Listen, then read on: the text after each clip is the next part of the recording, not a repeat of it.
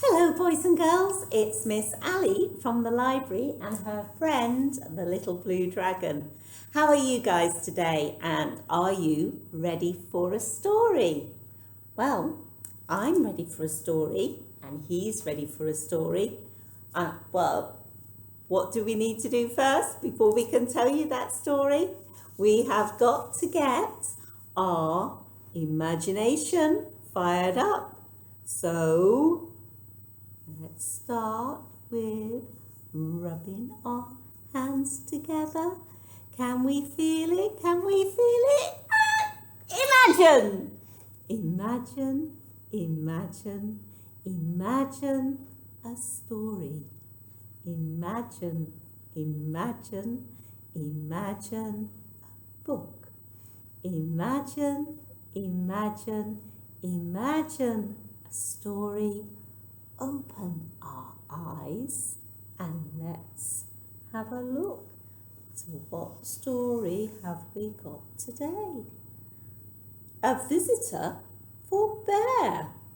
So this must be a story about a bear. And this story about a bear, the author is Bonny Becker. So if she is the author, what did she do for the book? Do we know? What do you think? Yes. Little Blue Dragon says that Bonny Becker thought up the story. Is that right? So she's the author, so she wrote the words, she created the story. Now we've got another name here, Katie MacDonald Denton, and it says illustrated by. So what did Katie do? What's that? Oh, right, okay. Little Blue Dragon says that Katie drew the pictures. Is he right? That's right. So the illustrator is the artist, the person who drew the pictures. So a couple more things before we open up the book and see inside. We are going to say thank you to Bonny, thank you Katie, but also thank you Walker Books. Why am I thanking Walker Books? Well, Walker Books are the publisher, okay? And the publisher, what does the publisher do? What's that? Okay, I'm just going to see, what do you say? Now, Little Blue Dragon says the publisher is the person that made the author's story into a book, so that I could go to the bookshop, buy the book from the bookshop and put it into the library on the bookshelves to be able to read it to you, or for you to come to the library and to borrow the book. Okay, so thank you Katie, thank you Bonny, thank you Walker Books for making the book so I can read it to you. Thank you very much. One more thing. What is this that I will find on the back? Can we remember? Oh, he's on fire today. He's telling me. Yes, what's that? He says it's the blurb. Do we agree? Is it the blurb on the back of the book? That's right. And what does the blurb do? Can I hear you? That's right. It tells us a little bit about the book, so we know whether we're going to like the story or not, or intrigue us to find out more. So the blurb is, Bear is sure that he hates visitors, but when a small grey mouse appears on his doorstep one morning, he discovers that breakfast for one is not nearly as much fun as tea for two. Ooh, I fancy a cup of tea now. Right, so we'll read this story and find out about a visitor for Bear. All right, so that's the front page with all the title information. Right. No one ever came to Bear's house. It had always been that way, and Bear was quite sure he didn't like visitors. He even had a sign. Can you see that sign on his door? No visitors allowed. Well, it's a bit miserable, isn't it? And there he is. One morning, Bear heard a tap, tap, tapping on his front door. I wonder who that could be. What do you think? When he opened it, there was a mouse, small and grey and bright-eyed. "No visitors allowed," said Bear, pointing to the sign. "Go away." He closed the door and went back to the business of making his breakfast. He set out 1 cup and 1 spoon, but when he opened the cupboard to get 1 bowl, what do you think's going to happen? Oh, I don't know. There was the mouse. Oh, can you see? Look, the mouse is in his cupboard. Small and grey and bright-eyed. Well, fancy that. How has the mouse got into the house? "I told you to leave," cried the bear. "Perhaps we could just have a drop of tea," said the mouse. "Out!" commanded the bear. "Oh, sorry," said the mouse.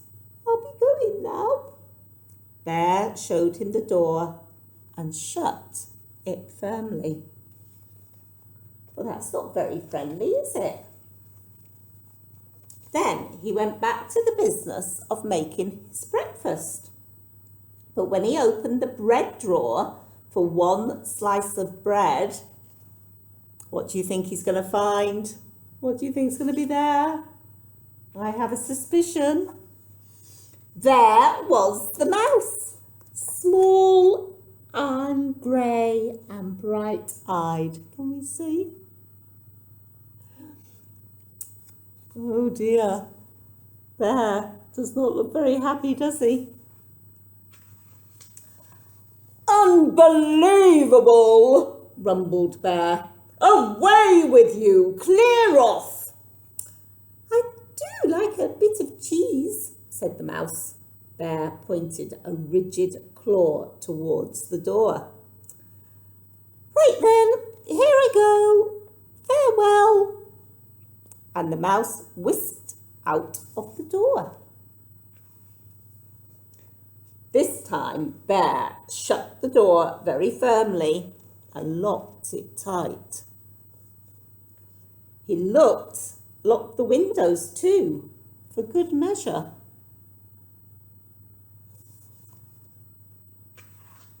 Then, once again, he went back to the business of making his breakfast. But when he opened the fridge door to get 1 egg, what do you think is going to happen?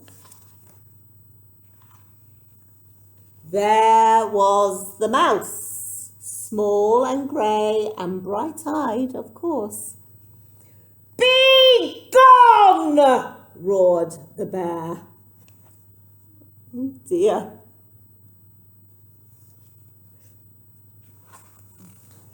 "Shall we light the fire?" asked the mouse.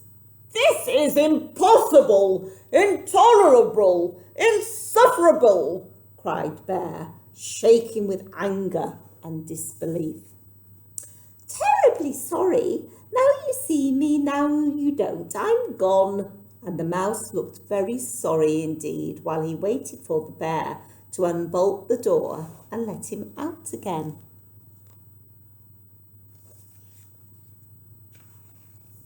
This time, before he went back to business of making his breakfast, Bear shut the door very, very, very firmly and locked it. He boarded up the windows, blocked the chimney, and even put a plug in the bathtub. Oh, I say. Carefully, Bear set about the business of making his breakfast. He opened the cupboard. No mouse. He opened the bread drawer. Nothing. Phew. He opened the fridge. Mouse-free. Yes, indeed. He lifted the lid from the kettle. wonder what's going to happen. There was the mouse, small and grey, and, well, you know the rest.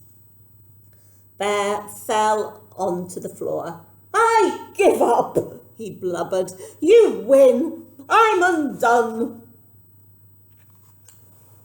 So sorry, said the mouse, but perhaps I could just have a tiny bit of cheese and a cup of tea. And do you think we could unblock the chimney and light a nice fire? Bear blew his nose with a loud honk. But then you must go, he sniffled. No visitors allowed. You have my word, said the mouse. Bear unboarded the windows, unlocked the door, unblocked the chimney, and took the plug out of the bath. He brought out 2 plates of cheese and 2 teacups, and he lit a fire in the grate for 2 sets of toes. The mouse warmed his feet and nibbled and sipped, and Bear did so too. The clock on Bear's mantelpiece ticked loudly. Bear cleared his throat. The mouse looked most attentive. No one had ever been most attentive to Bear. The fire is nice, Bear announced. Lovely, said the mouse. No one had ever said Bear's fires were lovely. I can do a handstand, said Bear. Very impressive, exclaimed the mouse. Bear told a joke. The mouse laughed heartily. No one had ever laughed at Bear's jokes before. Bear began to think of another joke. The mouse set down his teacup. Bear quickly lifted the teapot. There's plenty more, he said. So sorry, said the mouse, most kind, but I must be on my way. Really? You needn't go, said the bear. I am off, said the mouse, springing up from his chair. Wait, cried the bear. But the mouse stepped out of the door. Toodaloo, said the mouse. Don't go, wailed Bear. But I gave you my word, said the mouse, pointing to the no visitors sign. I wonder what's going to happen. Oh, that, cried Bear, pulling down the sign and tearing it up. That's for salesmen, not friends. Not for friends, said the mouse, small and grey and bright-eyed. Bear nodded. The mouse's bright eyes glowed brighter. Bear smiled.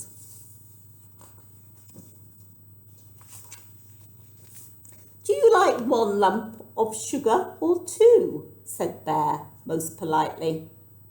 I like 2, said the mouse. And Bear agreed. The end. Well, what do we think of that, little blue dragon? Do you know that little blue dragon? Because you can see this isn't the library, and I'm telling these stories from the library from home, because we're all on distance learning. And I didn't like to think of poor little blue dragon being left all alone in the library at school. So he came home with me, and so he's been staying with me over the holidays. How nice is that? Perhaps you could draw us some pictures of when you maybe go to visit your family or friends and go for tea, because having a cup of tea is perfect. In fact, that's what Little Blue Dragon and I are going to do now. Maybe you could draw me a picture of your favourite things for tea.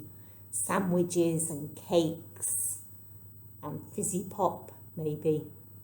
Okay, so I'm going to say goodbye from him and goodbye from me. Until next time, bye-bye.